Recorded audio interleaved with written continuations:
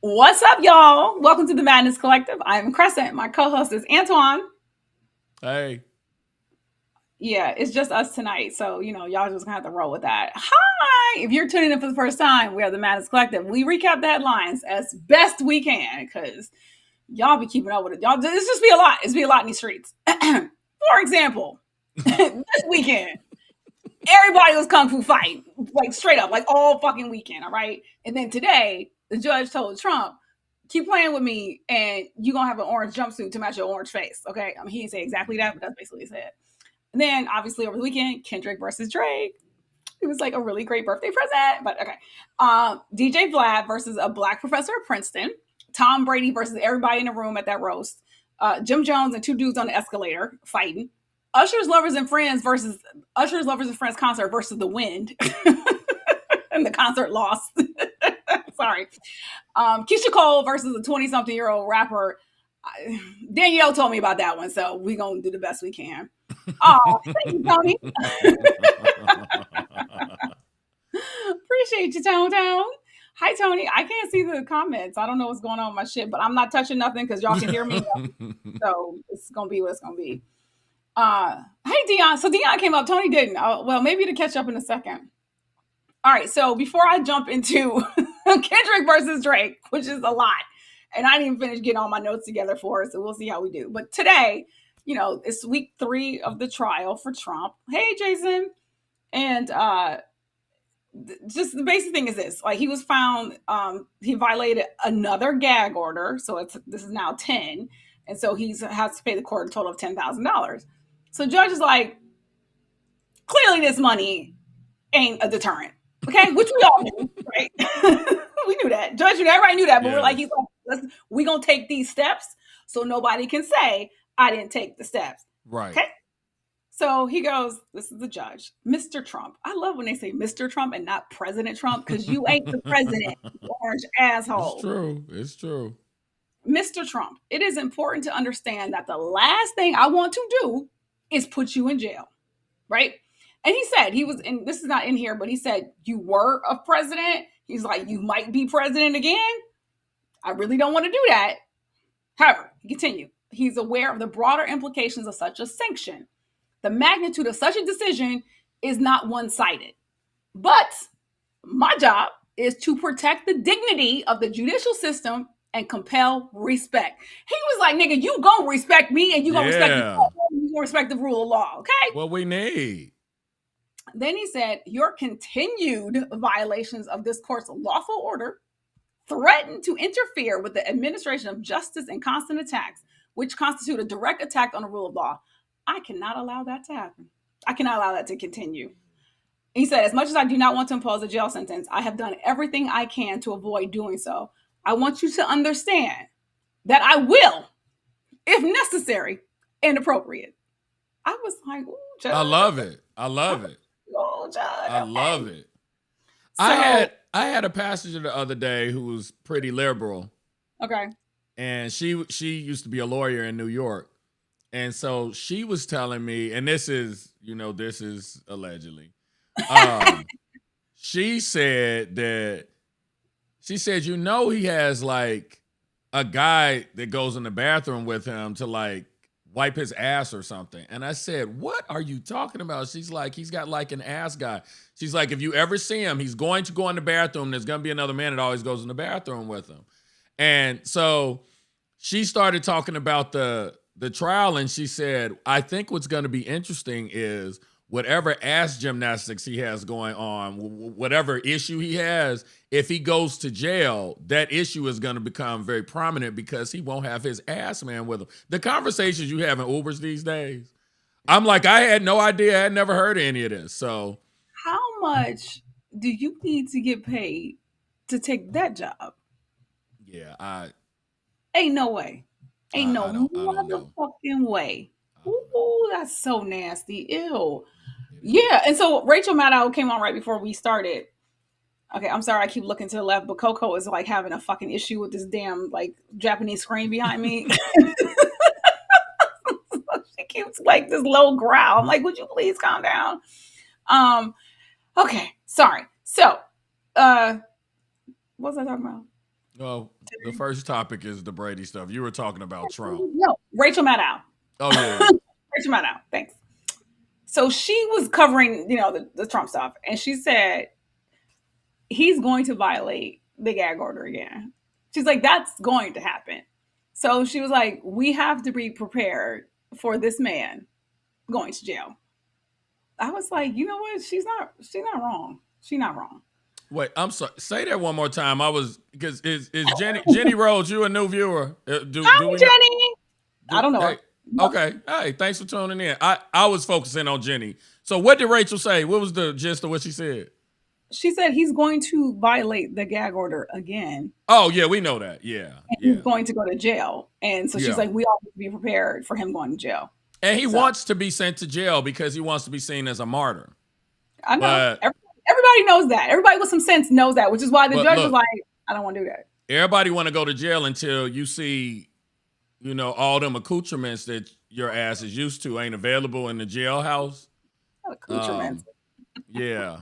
I've been in jail twice. The fuck? Do I know this? I don't know if I know this. Yeah, one I was in. I can't. You know what? We'll get into why later. We'll do that at the end of the show. I don't want to be kicking shit off with why I was in jail. It was not pleasant. Okay. Hey, Chavez.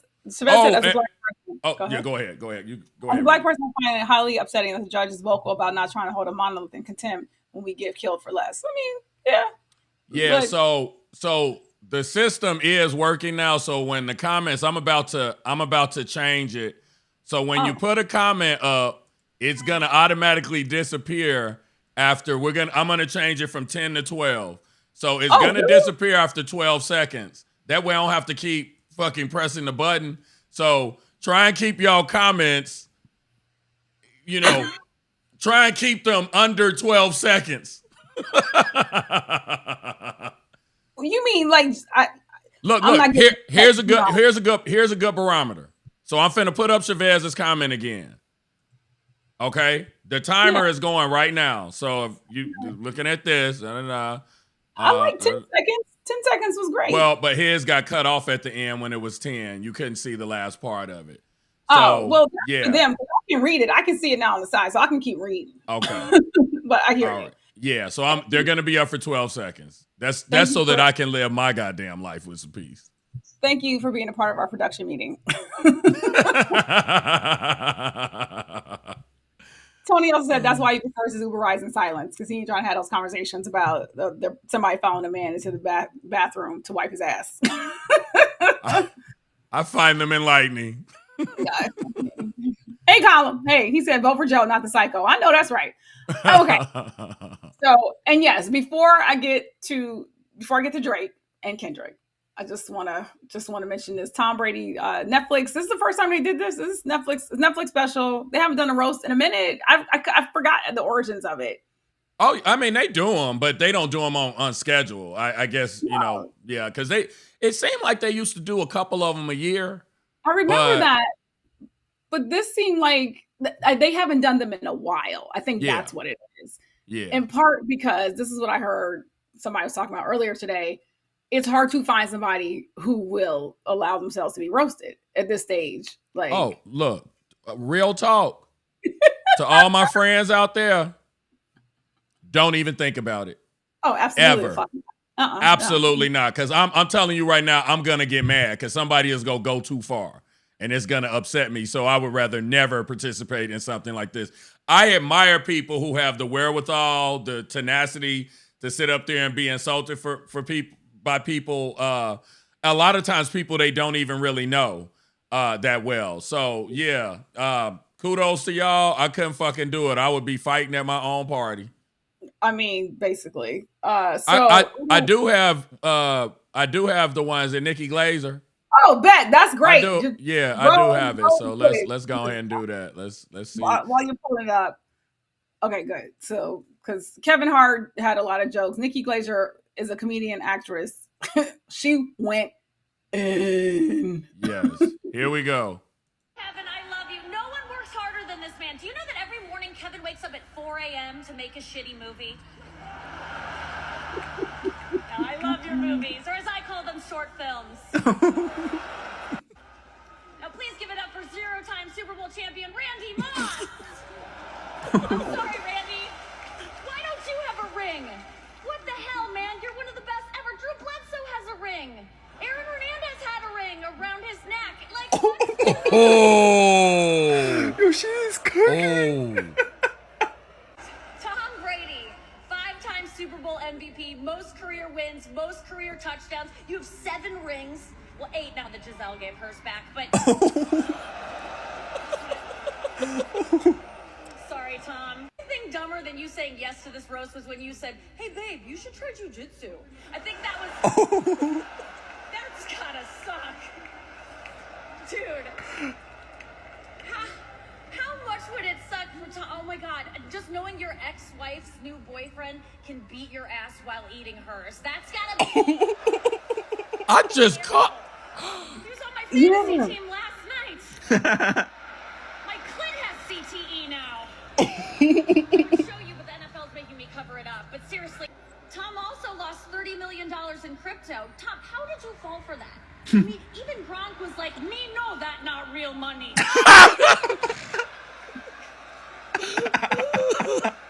She is good. She's good. Oh my God. She fucking was incredible. Yeah, she was. She was amazing. There was a lot. A lot of people called strays. Ben Affleck. Look, Kim Kardashian went up there. She got booed. I mean, like booed. I was like, ooh. It was like, bad. And the thing about it, what was bad about it was the fact that they were booing her before she even said anything. Like, and I ain't think that was right. I mean, look, Kevin Hart had to tell them to fucking calm down because it was bad. Because she couldn't get it out. Yeah, it was bad. It was bad. That wasn't a roast. That was a murder. Oh, and her bit, she said, oh, damn, it said Kevin.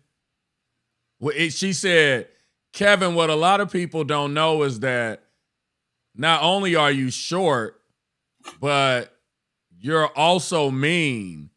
And then she said, that means you're what did she say? The smallest black dick I've been around or something like that. She said, yeah. I fucked up the punchline, but it actually was funny. It was almost in line with, what was the one white comedian who always talk about how she fucked black men? And she said, I've had more black cock in me than a urinal at the Apollo Theater. Chelsea Handler? No, oh God, no, it wasn't Chelsea. No. I can't remember her name, but yeah, it was funny. Look, sorry to Chelsea. I just assumed.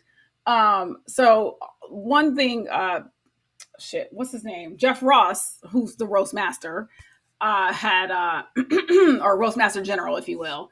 He had a joke about Robert Kraft and the massage scandal thing, and apparently, though, Tom Brady was like, "Don't say that shit again." Yeah, they said he stood up. Like, yeah. I mean, yeah. But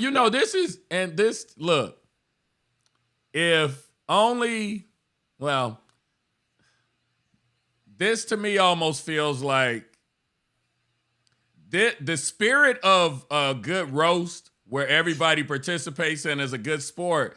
That to me should be the spirit of these fucking rap beefs, because this is getting to a point. I know we're gonna get to it at some point. But, we're going there now. I'm done with this roast. Yeah, the things that are being said, because this is kind of how I feel about it. Because I think I've told y'all before. I think they both bitches for talking about one another's children, in my opinion. So when I'm torn though, because it's rap, it's hip hop. It's like I'm torn between. I feel like this, but then I also feel like this. Like, I really want to fucking see what's going on with my popcorn. So that is how I feel about this beef. But yeah, I just think it's terrible. And I'll say this part, and then Crescent will go into her, whatever we have to explain first. But I think I expect the extremely disrespectful content from people like 50 Cent or Rick Ross or Snoop Dogg. And I know it's not fair, but a grown man writing a song to somebody else's child, I don't expect that from the black Israelite that walks around with a crown of thorns on his head. It like they all move so strangely. I think it's interesting how like the foundation of your attack on your nemesis involves paternity and fatherhood. But you kicked off everything recently on a song with Future.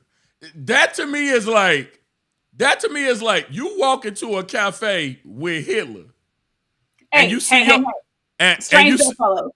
Strange bedfellow. Okay? Look, you walk into a cafe with Hitler and you see your nemesis over there and you walk up to your nemesis and you say, nigga, I heard what you said about them Jews. And the nemesis is like, nigga, you walked in here with Hitler. That is kind of how it feels to me, like, to base the foundation of your attack on somebody because they're a deadbeat father, but you kicked it off on a song featuring Future. Like, the irony here is just amazing to me. But yeah, they both bitches. But go ahead. I'm gonna go through a timeline again, not way far back, but a little far back. Well, I'll start with March for this part of what we're talking about. With regard to the deadbeat father shit, though, again, Pusha T kicked that shit off. We know about the child because of Pusha T. So anybody who continues to pick it up from there, fair game. So, but I understand what you're talking about, associations. I said, all right. So as we've tried to a couple different times, recapping the beef. Okay. March 22nd, Like That drops. It has Future, it's a Future, Metro Boomin. Kendrick has a verse in there. He says, it ain't the big three, it's just me. And that was a reference to a J. Cole Drake track that had come out a couple months ago. I don't fucking know. He also he's compared Drake to Prince and Michael Jackson, saying Prince outlived Mike Jack. He compares himself and Drake to Prince and Michael Jackson. Sorry, I want to be clear. All right, so that's March 22nd. April 13th, Drake responds to that with push-ups. Okay. Say you ain't the big three, whatever. But he also came at a couple more people in that one.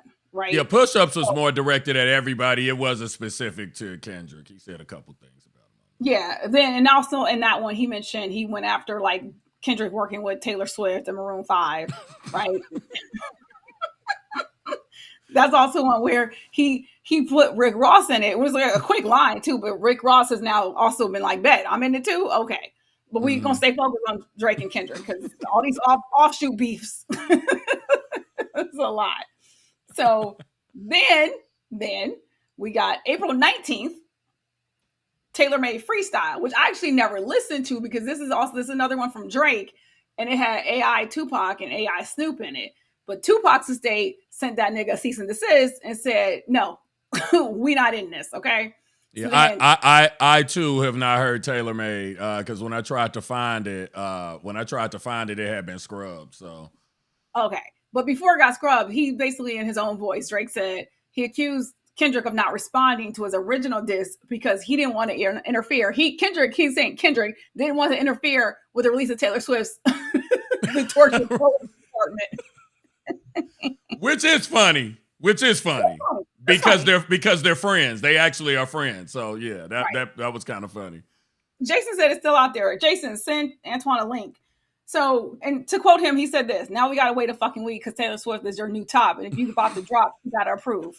Okay, that's from Drake and Taylor Made, right? So now we got Like That, got push-ups from Drake, Taylor Made freestyle from Drake. Then April 30th, we get Euphoria, which we talked about last week when that dropped, right? From Kendrick. Right.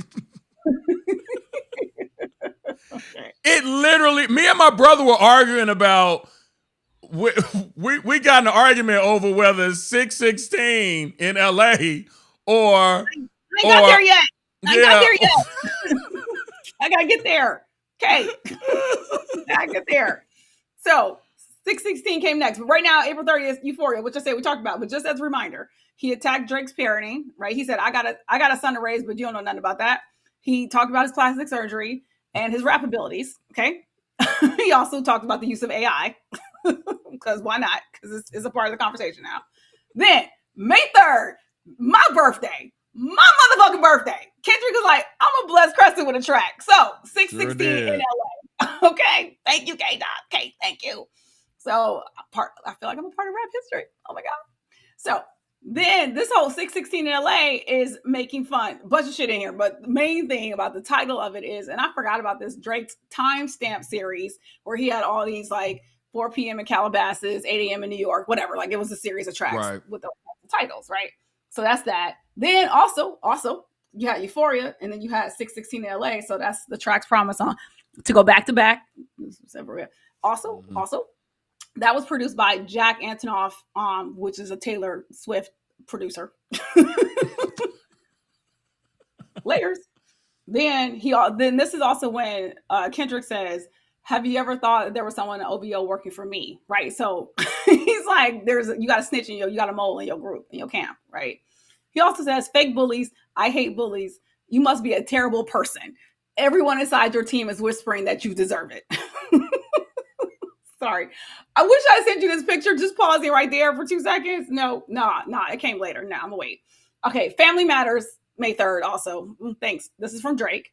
Drake, nearly 8 minutes, Family Matter track, suggests that Kendrick's child is actually fathered by his manager, Dave Free. Okay. So it's getting ugly. This is the part I don't like. Black women are the mothers of children are catching strays, and they did not sign up for this. This is where they're both bitches for doing this. But everybody say it's hip hop. It's hip hop until it's your child or your friend or your uncle. Is the one. This is also the one. This the one where he says. He says, "Where your uncle at? I want to see the man of the house." Now, do y'all know what he means by that? I know what he means, but you just explain it to people. So, Kendrick has a song on Mr. Morale, and is it the Big Steppers? Mr. Morale and the Big Steppers. Yeah. His last album. He's got a song on there where he's kind of talking about the evolution of his perspective on, LGBTQ type stuff, because he's got 2 transgender family members. And the title of the song, I can't remember the title, but the title is referring to an aunt who transitioned into his uncle. Yes. So that is what Drake is referring to when he says that. And, highly disrespectful, highly, whatever you want to call it. But again, like, this person did not ask to be a part of this beef. That's the thing that I don't like about this type of these type of lyrics. Also in Family Matters, which is Drake's track, he also talks about Lamar's Kendrick's relationship with his fiance, another Black woman who's now been pulled in. Like I said, that you the Black Messiah, wifing up a mixed queen.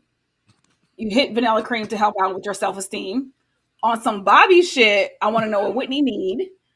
When you put your hands on your girl, is it self-defense because she's bigger than you? I'm sure that rhymes somewhere, but I'm just trying to get y'all some, overview. And that type of shit to me is like, that's not, I get that, and he actually doesn't get credit enough for that, because if you take out the fucking dastardly part that I'm beating like a fucking dead horse, this content is a bitch move. In terms of how he said that shit was cold as hell. And it's funny too because it's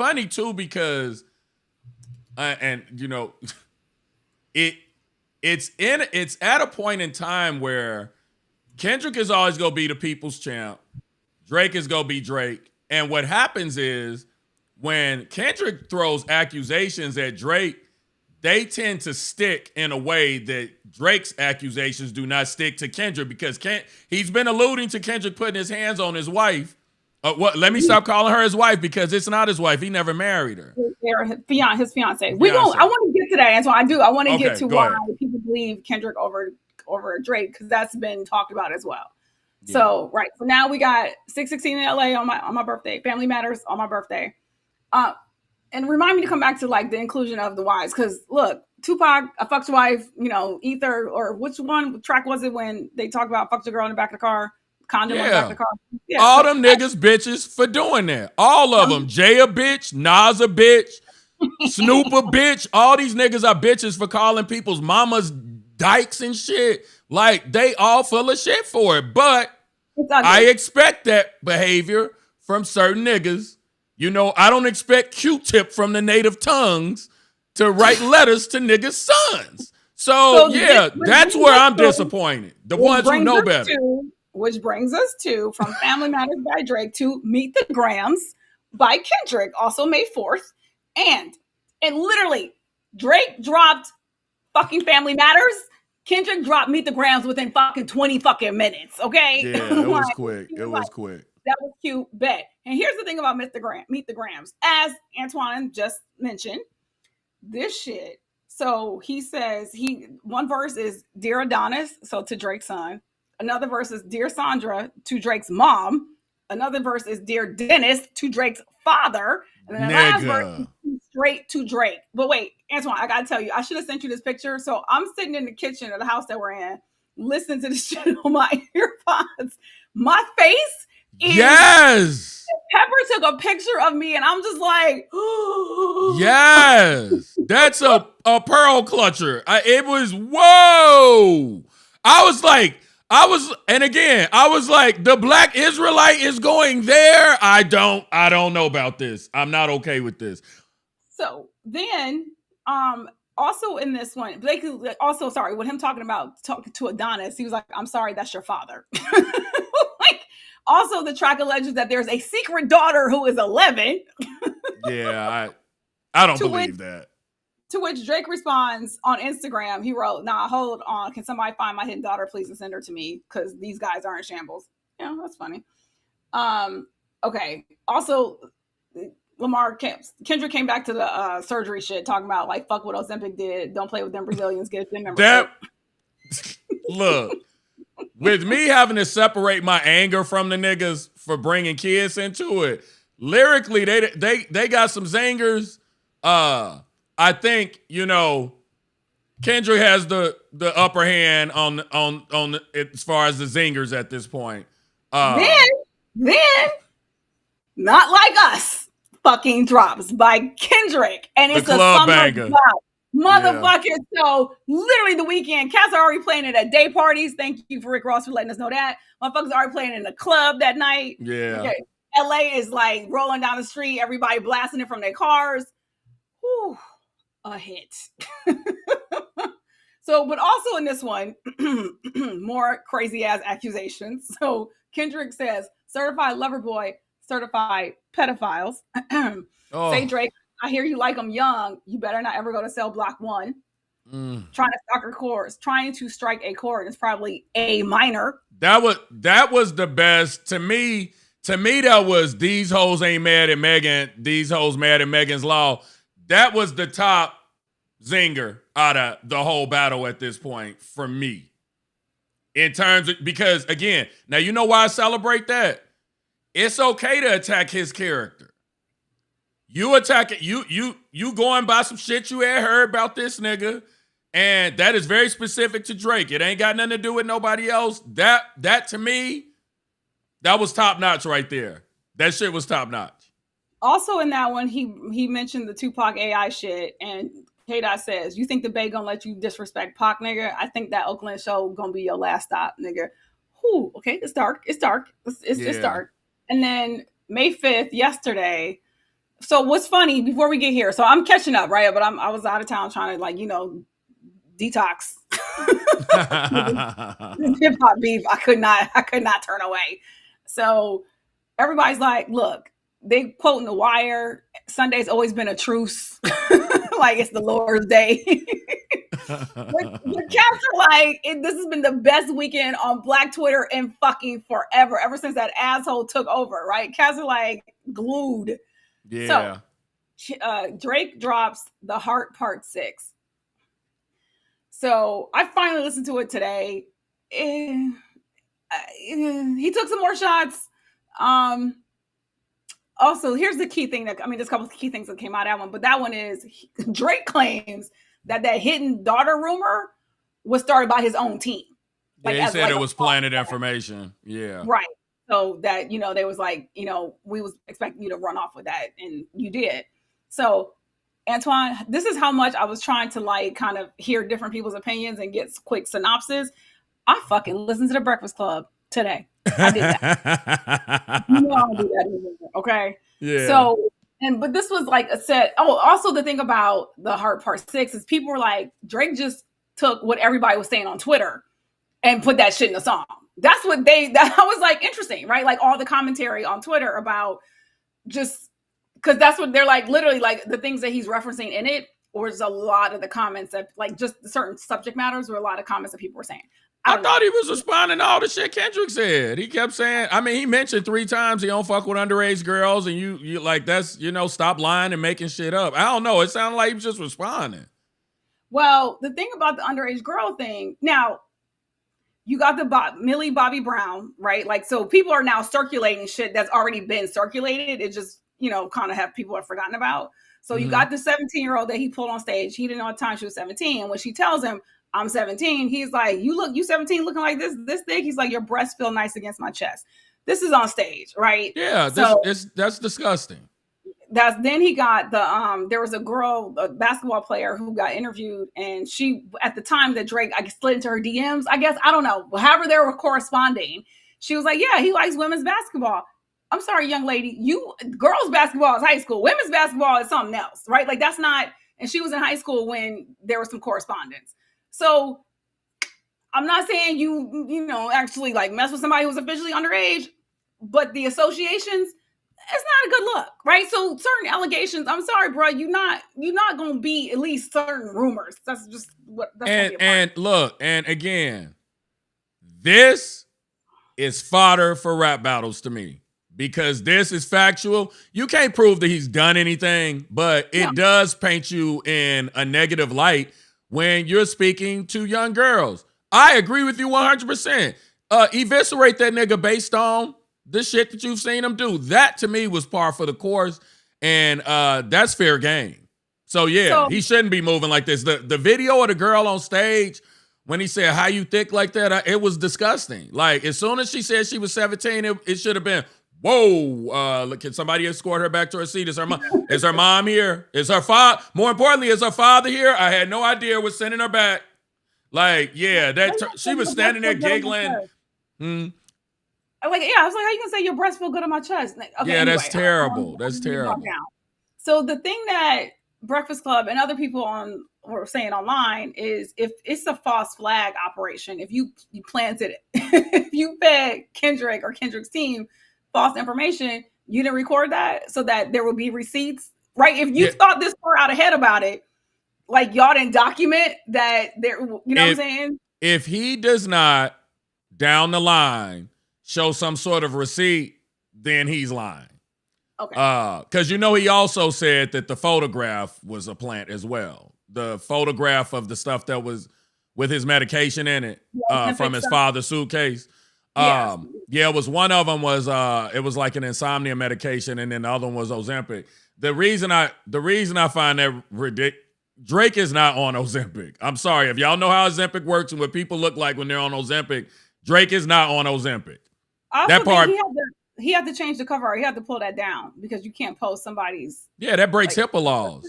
Yeah. Yeah, but that is the only thing that leads me to believe that perhaps, and I think, multiple things can be true at the same time. I don't think that based on what we have available now, I don't think that they fed him the information about the fake daughter necessarily, but I do think it's possible that the photo was a plan because I don't believe Drake is on Ozempic. So just a couple things, because I want to come back to who believes who, but remember we were talking about all this last week, and I was like, yeah, I don't really fuck with Drake like that no more, but that's been a thing for the past like year and a half. I've been like, first of all, because what you putting out is not what you used to put out. I don't know what changed. Again, Pusha T broke you. I don't know, but music is different, and you be doing some shit that you be moving funny. Whatever. Yeah. So, couple things. Metro Boomin posted a fucking screenshot because Metro Boomin too was like, nigga, you need to leave me alone, right? Like it's the shit you did before with the drum line in front of the fucking hair store. That was funny. He was like, whoa, whatever. But also Metro Boomin in particular was like, my wife got shit to do with this, right? And so, but Drake being Drake, and so Metro Boomin posted a screenshot of an email exchange where it looked like Drake's team was trying to get Like That pulled off the radio. Right, but you know what? So that's something that I thought was interesting when I saw that. I was a little confused by it, but I was like, okay. Because the only way you can get a song pulled is if like there's a sample clearance problem or something along those lines. If you on a different fucking label from somebody else, you can't stop their fucking song from being released. So that's weird to me. But here's this. Why are you trying to get like that pulled? Like that's some bitch shit. Like, well, that's what I mean. I question whether or not that actually happened. That's all I'm saying, because nobody has the power to do that. You can't stop, especially in a rap battle, and y'all not label mates. As far as I know, they not label mates. They could be. I don't fucking follow this shit. But it wasn't fully clear. But at this point, I'm giving Metro Boomin actually the most probably credibility, because he's like, nigga, I make beats, okay, like. Like whatever, but you out here mentioning my wife's name. I've not dropped a fucking rap track, okay? Like I've not put bars out about anything. So I was like, all right. So just in terms of like Drake, bitch, he's behavior. been, but wait, Metro has been vocal about his dislike for Drake. So even though he's not a rapper, he's been out here running his mouth about Drake. So that's why Drake felt the need to address him. And the album with Kendrick's verse on it is him and Future's album. So, and that album allegedly was orchestrated by the two of them. They invited anybody that would listen who can't stand the nigga to come and hop on the track. So at that point, that shot's fired. That's happening right now. Yeah. So that shot's fired on anybody associated with that. So yeah. That's fine. But again, but to your point, Antoine, in terms of like who's mentioning whose wives and kids, like once you mention my wife and kids, all bets are off. I get to mention your fucking wife and kids, right? So my point is, Metro, as far as I know, ain't said any of that shit. Yeah, he makes some beats, whatever. But I'm just like, and I think he did try to some degree be like, look, I'm gonna tap in, I'm gonna tap out, but I'm just fuck you, Drake. Then Dram, you the one who mentioned Dram, the cha-cha. Yeah, that was his name, Dram. Yeah, that was a cha-cha. I knew it was cha-cha something. I kept saying cha-cha slide. Yeah. Right. So Drake debuted a track on OVO Radio as Cha Cha Remix. Then he changed the name to Hotline Bling, and it went up the charts, but he didn't reach his hand down to Dram. Right. Like he didn't pull him in with this whole fucking blow up of the song. Some bitch shit. So then, Antoine, you talked about control. Right. So there's a podcaster who's from Canada, and he broke down the Drake-Kendrick beef from like the very beginning when they were still cool. Right. And so he posted this like a month or so ago. So it's not even incorporating the recent shit, but it gives you backstory. And they were cool. Drake was the one who brought him and A$AP Rocky on tour, and like his management team that he wanted to do it. So you get the origin story, right? And shit is cool until it's kind of not, and it's not initially like a big problem. And as Antoine noted, control drops, right? And so on Big Sean's on track, Kendrick verse, he basically talks about everybody he's better than. He lists like fucking 8, 9 motherfucking rappers, right? Lists A$AP Rocky, that's his boy, right? He did not mention Drake, to my knowledge. I don't think Drake is actually mentioned. Drake. He did say Drake's name. That's the issue. Nobody had a problem but Drake, right? I don't have it. No, go ahead. They interview, because all the blogs, they interview motherfuckers in the radio stations, whatever. And so you see cats responding to it. They're like, I mean, we all talk about how dope we are. Like I say, I'm the best on my shit, right? Like cats are like, even A$AP was like, whatever. Like that's my system. I do. Like I don't care. Drake, in his feelings, and expressed it as such. This is the part I don't agree with you about this at all. If somebody no, listen. This is I'm not fully disagreeing with you. What I'm saying here is, everybody keeps trying to downplay the fact. I don't think it's fair to say nobody else had a problem with it, so why did he get his feelings? When a rapper says something about you on vinyl, you have the right to respond to it. Just because them other niggas decided not to, it's not, to me, a reason to try and downplay Dre raising his hand and saying, yeah, that nigga can't fuck with me. I don't think there's anything wrong with doing that as a rapper. So that's not fair to me that people keep saying A$AP didn't have a problem with it. Then A$AP don't play the rap game like all these other niggas do. If I'm a rapper and you say some shit about me on record, I'm coming for you when I have the time. Fuck with them other niggas. I don't move like them other niggas if they don't respond. I'm gonna say this. So I saw Jermaine Cole, Big Crit, Wale, Pusha T, Meek Mills, A$AP Rocky, Drake, Big Sean, Jake, on his own fucking. He called out Big Sean on his own shit, right? Okay, look, and also Big Sean did have an issue with it. Big Sean and Kendrick had a falling out because of that control verse because it was disrespectful. So just because some other niggas didn't have a problem with it. No. This is what I'm getting at. Drake responding on wax, I get. Drake responding in an interview sounding like a whiny bitch is different. That's what I'm saying. That's where my issue is with it. And then a year later, he mentions it again. I'm like, nigga, you still in your feelings about this? Put that shit on wax. Like, you sitting here talking like, well, Degrassi, you're giving me Jewish, biracial, Canadian Drake right now. So why are you I don't have a problem with that part. No, I don't have a problem with that part. To be in the rap game and sitting there on an interview in your feelings. I think when you're new in the industry and you start calling out everybody, you gotta expect the smoke. And the thing about it is, Kendrick is built for it. I don't know why it's like people treat him like he's a delicate flower. If you talk shit about a bunch of rappers, expect for them to talk shit about you back, whether it's a year later or in an interview. Y'all gonna have some issues because you came out and said a bunch of shit that people don't like.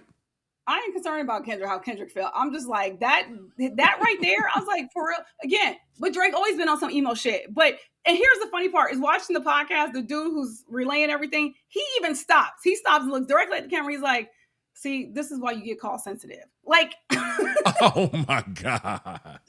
You know what I'm saying? Like, he's like, that's why you get that moniker, because you do express yourself in this way.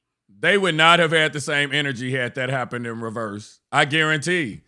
And it's because those two people, it's because they're perceived differently. They're perceived differently. On that. But I don't see Kendrick expressing himself that way in an interview. I see him maybe saying, like somebody asked him about it, him saying something. I just don't see him saying it that way. Yeah. Kendrick don't do a lot of interviews. Drake Drake is a lot more visible than Kendrick is. I don't even know what Kendrick's kids look like outside of that album cover. But yeah, I just think it's that part. The reason why I'm staying on it is because for me, that hearing that's his reaction to it, and a year later, and again, honestly, Antoine, also personally, there's somebody in my camp who stay harping on some shit. I'm like, you need to grow the fuck up and keep it pushing, right? Like this. Look, if you can't be in this game, then don't be in this game. Like, put that shit on wax, right? So he did respond on certain tracks. That's all the subliminals that then happened since then. So I now have a better understanding of your back and forth and how we've landed here.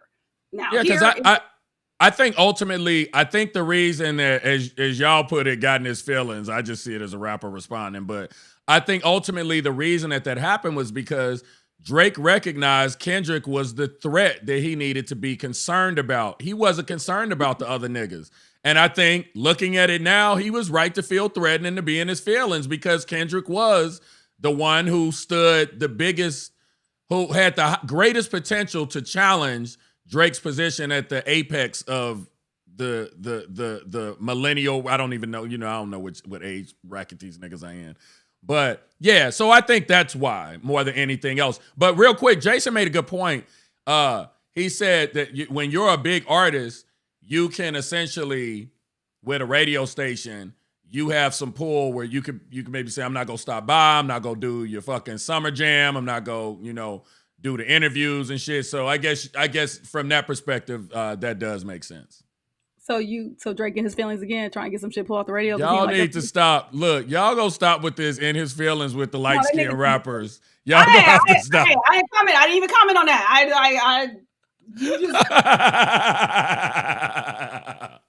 All I'm saying is, no, I do not defend the light. I don't defend. I have no energy for light-skinned arguments when it comes with these niggas. But Drake, to be fair, he is a sensitive rapper. I feel like he's never denied that. He's never denied it. Keep it on. Chris Brown admits to being a sensitive, light-skinned R&B singer. He actually makes fun of himself because of it. So, yeah. They not like us. So I do have the Barack Obama clip if you want me to pull that up at some point. Okay, so that's cool. So 8 years ago, a YouTuber named Susie, and this was in 2016. He was the interviewer asked Barack Obama, like, what was his thoughts about potential battle between Drake and Kendrick? So yeah, you can go ahead, play it. All right, so we had Drake versus Meek Mill. A lot of people were tweeting that to me. We kind of know the outcome of that. But if Drake and Kendrick Lamar got in a rap battle, who do you think would win? Got to go with Kendrick. I'm just saying. I think Drake is an outstanding entertainer, but Kendrick, his lyrics, his last album was outstanding. Excellent. All right. Best album I think last year. There you have it. And even given like an assessment, because at this point I've now listened to clips of interviews with both of them from that era, and Kendrick very early on was like, I'm not really about that life like that, like right, like the life that Drake is living. And honestly, Drake lives large, right? Like that he's about like conspicuous consumption. That's what the fuck he does. I'm not even hating on that. I'm not saying he has a cargo plane like Rick Ross says, but I'm just saying like, right? Rick said, do they even have Wi-Fi on that motherfucker? Do they have the thing, the oxygen mask? Because that plane wasn't built for humans. Yeah, that shit was hilarious. So, but white boy. What'd you say? White boy. Wait, white boy Drake. White boy. Nigga. That's the shit that I love. Calling him BBL Drake, white boy Drake. That is all fair game. I love it. Cupcake Drake. So, wait, Sharon said when she saw the Obama clip, she swore that was AI. That's funny.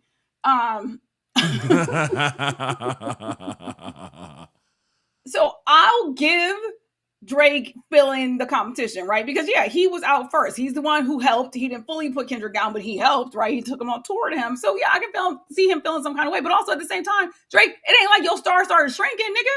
Like y'all now up for the same awards, right? Like you doing big money deals, right? Like big money endorsements. So for you to still be winning and yet sensitive about how this rap shit is playing out, for the rap game, you need a hug, Aubrey? Like, I'm sorry. He hurt your feelings. Kendrick, I think Kendrick's energy when he came into the industry, a lot of people felt that it was like something different is about to happen. And when you compare him to all the ones, he is different. And I think that's where the threat was felt. And sometimes there's a if you can't beat them, join them type narrative. You kind of keep your enemies closer. So it could be that was why he embraced Kendrick at the beginning. It's like, this nigga gonna be a problem, and let me make sure I have some sort of affiliation with him. But then when that verse kicked off, it was like, oh, I see what the plan is now. And I guess he felt differently after that. I think they were legitimately cool. Like, based upon like the back and forth that this dude accounts for, they seem legitimately cool. I think he was like, yeah, more to marry. You talented, like, bet, Yeah. And look, Lil Wayne put him on, right? Him and Tyga and Nicki. So, you signed to a nigga who signed to a nigga who signed to a nigga. You know what I mean? Like, that's how it goes. What it is. And Jason, the other thing too, like, I particularly don't like the idea, because Jason was speaking of my lack of, my lack of excitement for the collateral damage that's being. So, just when I think of Kendrick's wife, and I think of the child that they're discussing, and then saying, some nigga in his camp fathered the other child, that woman don't deserve, whether it's true or not. That's a black woman. She don't deserve to be essentially called a slut who fucks her fiance's friends and makes babies with them. Like, true or not, that should not be public information. I don't like having that discussed. And the thing that's happening now, and Pusha T started this shit. These motherfuckers, they fighting with fucking teacups. It literally is about private investigation. They can say I didn't hire a private investigator, but whether you get the information from a private investigator or somebody that's fucking somebody in somebody else's camp, you're investigating privately. I call that private investigation. And that is when shit is just going too far. Attack the character of the motherfucker that you are in the rap battle with. Look, Drake has plenty. He has plenty of things. I mean, even the one part where Kendrick, I think now I'm trying to figure out which goddamn song it was on. Oh, yeah. I know it was Meet the Grams, because he tells Adonis, this is crazy. I'm saying what this man said to Adonis.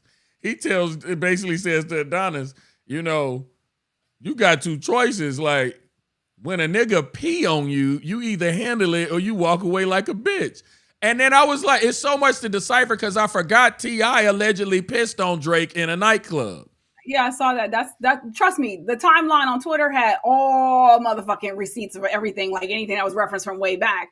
I thought he said, if a motherfucker piss on you, take him out or take yourself out. I thought he said. I mean, oh, please, I'm not stating this verbatim. I'm paraphrasing. I don't memorize what these niggas say.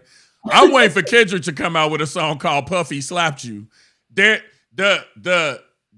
beef between him and Puffy and the allegations that are out there about Puffy and the same thing that he's alluding to about Drake, to me, is a perfect storm for an entire fucking song where it could be direct, because Puffy is just he's fair game now at this point. 100%. So yeah, I fully, it's gotten ugly. It has gotten very ugly.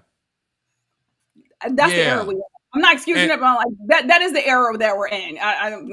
Because even it gets so complicated. Because I'll give you an example. Drake's main guy is it 40? His producer, I forget the guy's name. Drake has a producer that's worked with him the whole time. He's one of Drake's best friends. And when the whole Megan Thee Stallion thing happened with Tory Lanez when she got shot. Yeah. Who, I guess Drake, at some point, Drake supports Tory Lanez, by the way. Right, but at some point, Megan did an interview, because Megan did a couple interviews where she talked about it and how, her not being heard or trusted is something that black women have to deal with all the time. And Drake's guy liked it and showed some support towards Megan, and everybody was like, oh, but your guy Drake made the comment about Megan and the shots on the album he did with 21 Savage. And I'm just like, a motherfucker can't support a black woman who was shot in the foot. He has to have all this allegiance and shit. It's like, I wasn't there. You a black woman that was assaulted. I fucking support you. That don't mean you like Tory Lanez. It don't mean anything. It's crazy to me. Not like Tory Lanez, but what I'm saying. And because he's in Drake's camp and Drake is out here supporting Tory Lanez, that the dude in his camp couldn't support Megan. And on a very basic level, it doesn't mean that I don't fuck with Drake. It's just like, you got shot. I feel you. I support you. But it's all this other shit that gets pulled in. So yeah, I feel like if whatever, other people's commentary was, if Drake didn't come at his boy, then I'm kind of like, whatever on it. Oh, he didn't. But I'm saying there was speculation about their relationship based on him making that comment. And I'm like, let people be who they are. That's a man. That's a grown ass man who has his own opinions about things. But that's what I mean. Everything now, this is what I don't like about rap. There's a lot of things I don't like about rap these days, but it's very difficult to participate in the industry without picking a side. So if you did a bunch of songs with Drake and now this is happening, you are pulled into this somehow, potentially. And also the fact that, with a lot of people, it's a lot of gang affiliation in the industry now. Nicki and Cardi have the gang affiliations. So yeah, it's becoming. There's always been gang affiliations, though. I feel like that element is a lot stronger in hip hop than it was a decade ago. I think across the board, everybody is in some way affiliated. But yeah, it's unfortunate because I think overall, it is very dangerous music across the board now, as opposed to being fun music where people didn't have to make all these fucking chess moves when they in the studio making a song with somebody. Again, after Pac and Biggie died, I think it everybody collectively was like, we need to move a little different, right? Somebody gonna shot.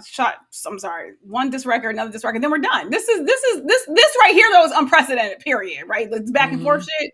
This ain't never happened before. I hope honestly to never have it happen again. I'm good. I'm a little tired.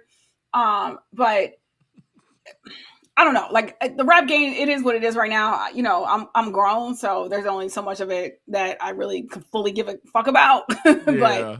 fucks with Kendrick, and I know for me, like I said, because there's been this growing like I'm cool on Drake, and just more shit that I hear just supports my decision in that. It's sound. So that makes also, perfect sense in terms of their character.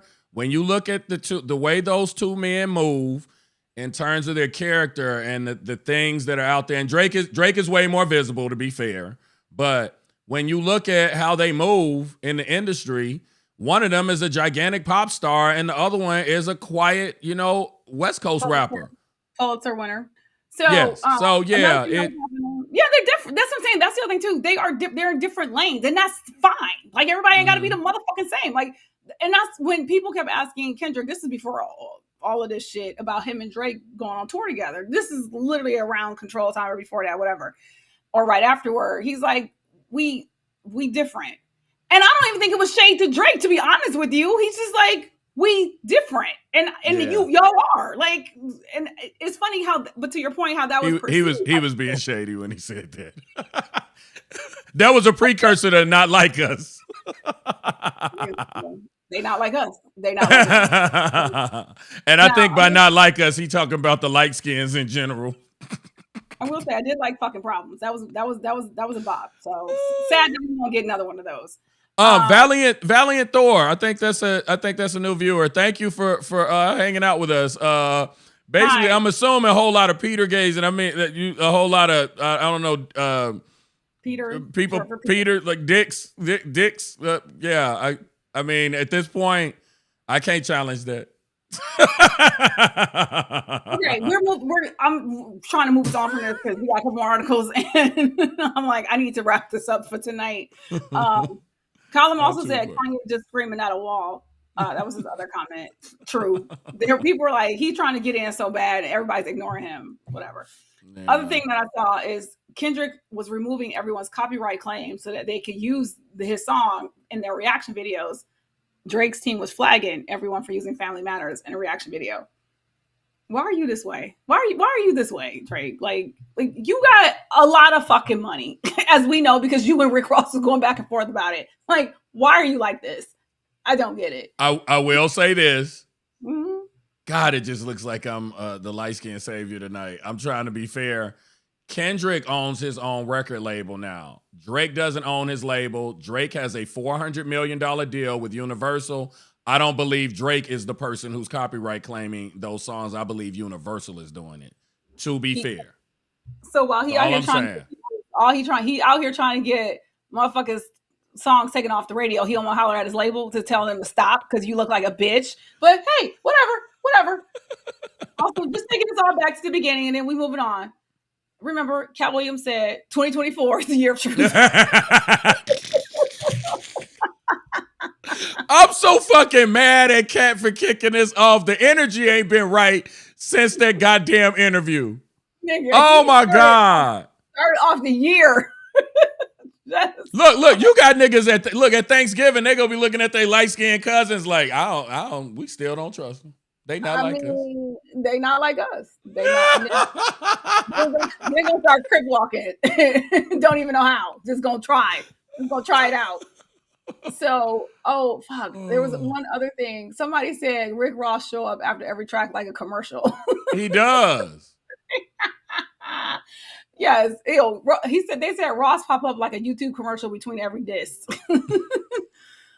Okay. All right. So another thing that came out is, we're moving on, I promise. But another thing that came out is DJ Vlad, who I actually never really fuck with. You would catch his interviews, right? Oh, Vlad, yeah. I mean, you almost, a lot of times that information that a lot of us kind of craved, the inside information, you only got it from Vlad. So, and Vlad, they'll get gutter fucking like, and you know, again, some people have been incarcerated perhaps because of information they shared during a Vlad interview. So for those who don't know, Vlad is white, okay, and has been accused of being a culture vulture. I hate trying to say those words together; it drives me fucking crazy. Countless times prior to this weekend. So it's like, look, there are white people, Jewish people who are very much a part of hip hop. They are like Peter Rosenberg. Rory, like somebody else, just cats. They're in there. Yeah. They do this. They inhale this shit. It's cool, whatever. This particular instance, and because like I said, people already did not like DJ Vlad, just to be clear, right? Mm-hmm. So he says, Kendrick's Not Like Us needed a better mix. It takes away from the song. Morgan Jerkins, who happens to also be, first of all, she's a professor. She graduated from Princeton and she's a professor at Princeton. She's also the niece of producer Rodney Darkchild Jerkins, right? Okay. Mm-hmm. So, she's affiliated with like music royalty.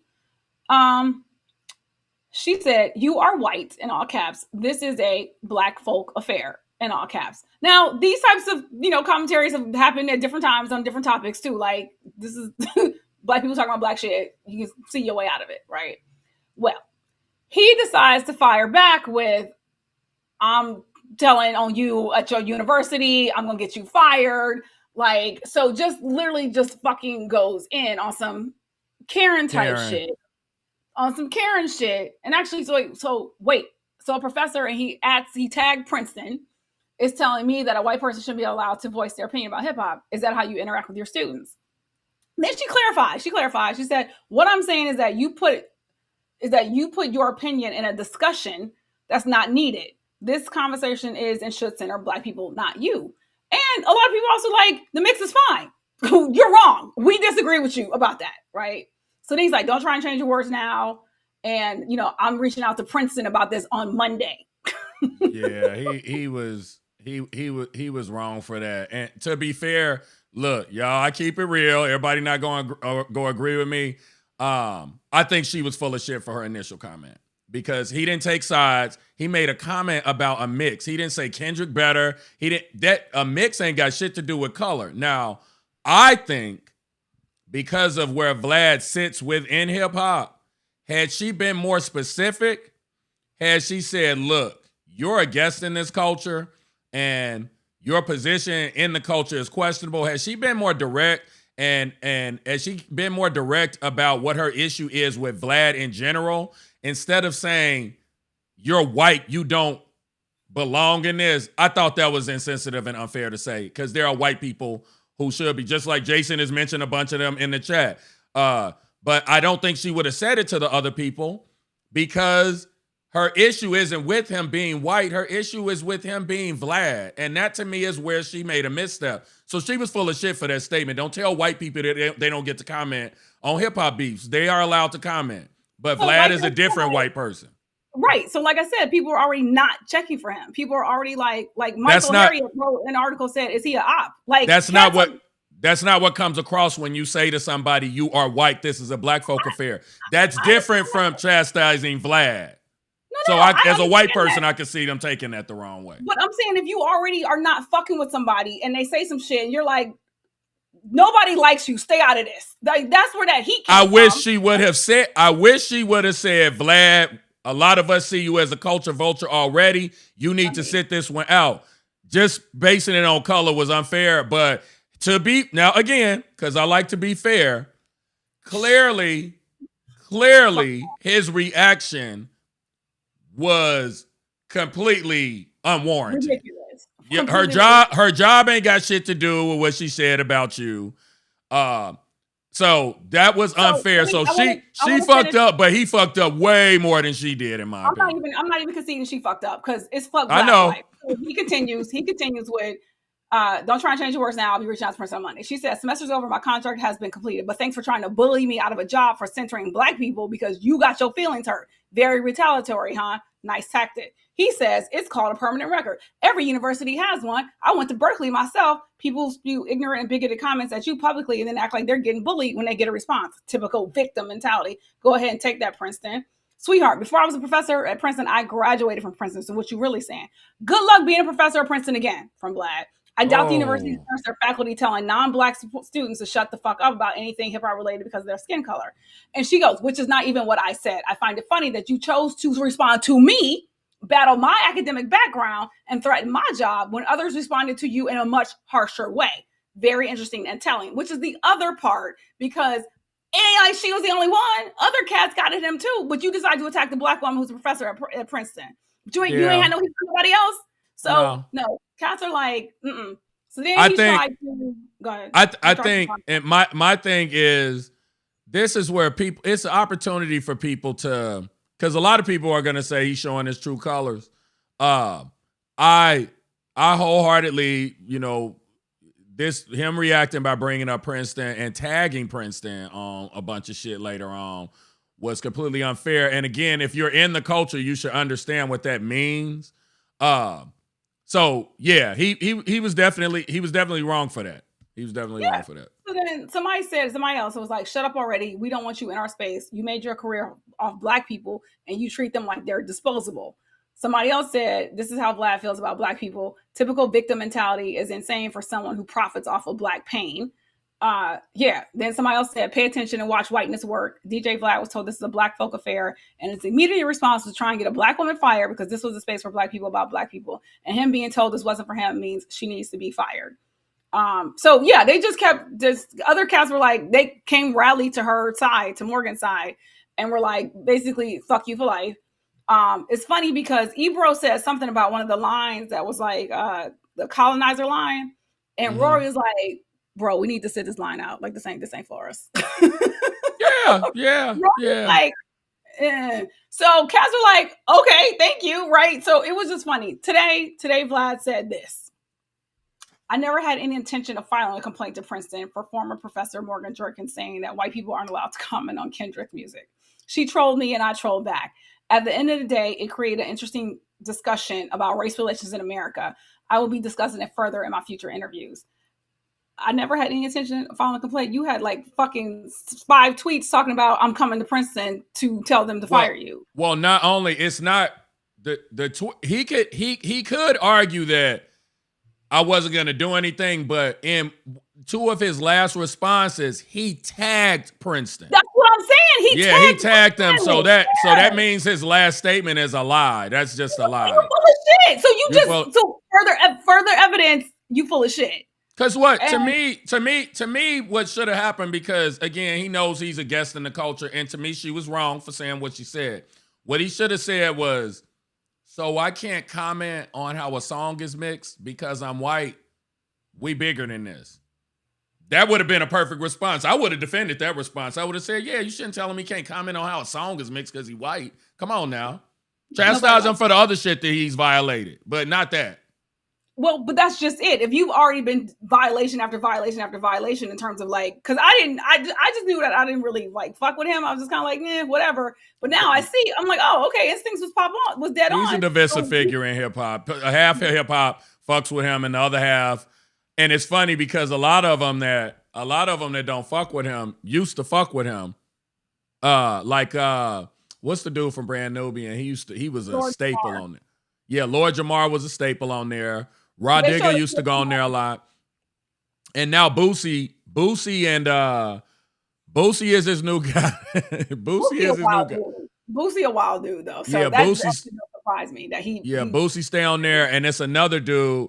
Charlamagne had a presence on there for a while, and then they had a beef, and then they fixed their beef, and I guess they cool again now. But again, if you are multiple strikes against you, and you fucking decide to speak up about something, talking about I don't like the mix. I'm sorry, you catching it in this right now this weekend in particular.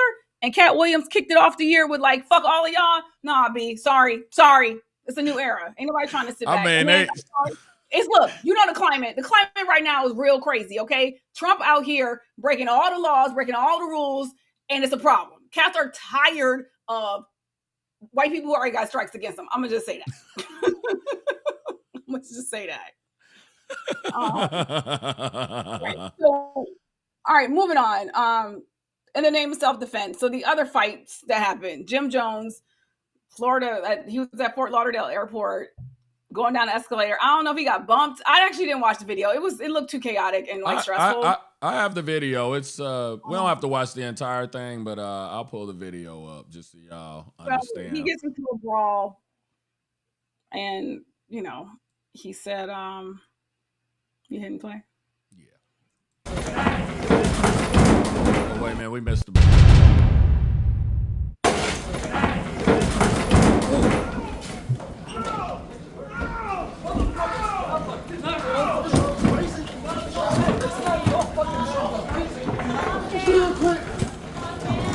bro. Trying to get off the leg. His friend in the back is so ineffective. Arrivals. Lower level. Woo! It's 2 of them against me. You hurt my friend. You fucking hurt my partner.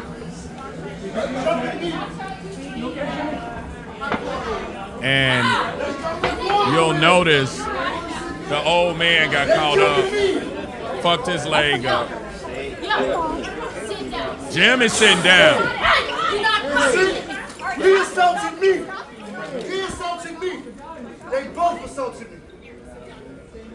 Go sit down. They both assaulted me. Sit your ass down. I don't fucking care. Sit your ass down now. I got work to do.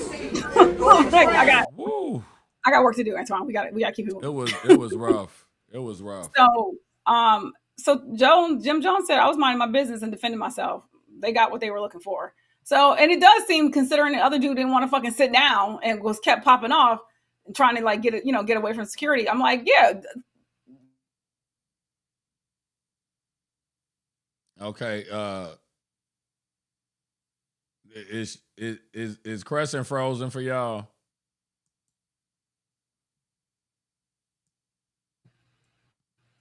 Yeah, you back now. See, that's why I gotta wrap up. So, like I said, everybody was kung fu fighting. So Jim Jones, then in Vegas, which I was in Vegas but not in town for this fucking concert that did not happen. But Usher's Lovers and Friends got canceled because of wind. And then it didn't seem like the wind actually got that bad. But where we stand, the wind got bad. I mean, I don't know. But that's the thing, too. People were saying, like, if you're in the desert and, like, valley area, whatever the fuck, like, lights could be, flowing any kind of way and, like, stuff. So, look, they were like, it's better to be fucking safe than sorry. I'm going to say the tickets are refunded, but that ain't covering airfare and hotels. So, did y'all see who was supposed to be? I remember I saw the flyer for this and I was like, this can't possibly be real. There is no way all these people signed up for this fucking concert. It's literally everybody. The fucking Backstreet Boys are on the flyer. Everybody is there. Mario, Maya, Jodeci, 98 Degrees. Robin Thicke was coming out of a cave to perform. Keyshia Cole, Pretty Ricky. Ain't one of them niggas in jail for PPP loan, some PPP loan fraud. Mims, Tweet, nigga, next. Luma D and Nina Scott was supposed to be there. As soon as I saw this flyer, I was like, this shit ain't happening. This is not happening. So, wow. So it's not going to be rescheduled. Basically, good luck next year. Also, because, yeah, to your point, like the fact that they was about to get all the motherfuckers together at one time anyway, impossible. Janet Jackson, like Wayne, I think, Colin, I think the reason they didn't have it indoors is because of the sheer number of artists. I think it was one of those multi-stage things, and it just wouldn't have been enough room indoors to have all the different stages. I think this would have had to be at least 3 stages because it was a one-day event. I think it was a one-day event. Yeah, one-day event. Sorry if I'm still pixelated, y'all. I honestly need to go, so let me just keep it moving. So then, impromptu show Saturday afternoon from Snoop Dogg and T-Pain at one of the day clubs at Resort World. So yeah, because people were in town. So if you happen to be like at a day party or someplace, some people popped up. So like I said, Snoop, T-Pain, Usher got on stage Friday night at Jewel Nightclub at Aria Resort and Casino. So, you might have came up on 1 or 2 of these cats, but I'm sure cats were just fucking pissed off because I would have been. And then the last thing is Keyshia Cole. Okay. Keyshia Cole dating somebody who's 18 years younger than her. He's a rapper, I think. I don't even know how to pronounce his name. Hunxho? With way too many fucking consonants in his goddamn name. I don't know what is. I was like, I went right into my Kiki Palm. I'm so sorry to these people. Who are these people? I don't know who any of these people are. I know who Keyshia Cole is. So what had happened was, Danielle and I are like hanging, and she showed me like somebody's comment about Keyshia Cole, and I was like, "That's what you give her, like messing with like youngins." And I was like, "What the fuck what Keyshia Cole do? Why we coming for Keyshia Cole right now?" And again, only reason why we're talking about this is because Keyshia Cole is involved, okay? Because I'm like Antoine, sorry to this man and this other chick, Gloss Up. I don't know her either, okay? Nah. But apparently, Gloss Up and Hunxho, whatever his name is, used to be a thing. Now Keyshia Cole and Hunxho, what's his name? Huxtable. Just call him Huxtable, nigga. Huxtable. Tony said Heathcliff. Hunxho? Heathcliff. Heathcliff Huxtable, nigga. Somebody on IG called him Hunxho. I don't fucking know. Yeah, that's Quavo's nickname, Hunxho. So yeah, I don't call him whatever. Maybe is it Hunxho though? Maybe that is how you pronounce it. Tony put in the chat Hunxho. Okay. I don't appreciate the spelling. I'm gonna just say that right now, okay? Thank you, Tony. Because what? All right. So Gloss Up and Hunxho used to be a thing. Now Keyshia Cole and Hunxho are a thing. But again, there's an 18-year age gap between Keyshia Cole and this young man. So Gloss Up and Hunxho did a video together, like apparently a while ago. Gloss Up, decided to drop some stills from it. And they looking real intimate, real, some shit went down. But it's a video. So basically this youngin, Gloss Up, was causing trouble for the weekend. And then Keyshia Cole went off IG, deactivated her account. Because basically cats were like, this was, sadly, on some told you so shit, cats were like, this is what you get for messing with this like young ass dumbass. Like it's whatever. But I'm like, Keyshia Cole grown. She want to mess with somebody who's 18 years younger than her. Clearly you're going to be in some silly shit. Like it is what it is. So yes. I don't know. I just was like, what is happening? Why are we coming for Keyshia Cole right now? So I think they're fine though. I think everybody will be okay. The only person not okay this week is that white dude that fell down the escalator because he gonna need stitches. And I don't think Jimmy hurt his head. I think he got the head gas from the metal on the escalator. So I don't think Jimmy gonna have no issue with that. Yeah. Yeah. Here it is. Sorry. I was trying to find some of the commentary. Gloss Up was like, you know what it is in real life. 4L Stink-a-Link. Okay. I feel like I sound like somebody's fucking grandmother. Keyshia Cole wrote this.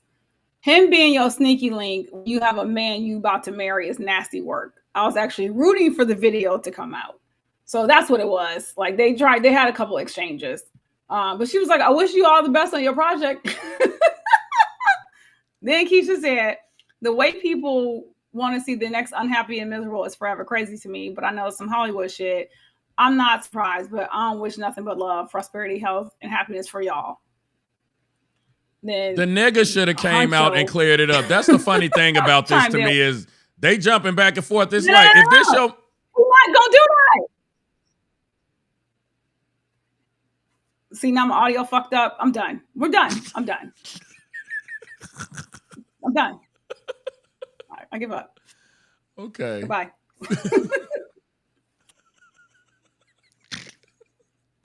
Not happy. Okay. Well, yeah. Be up forever. Yeah. So we're gonna end it there.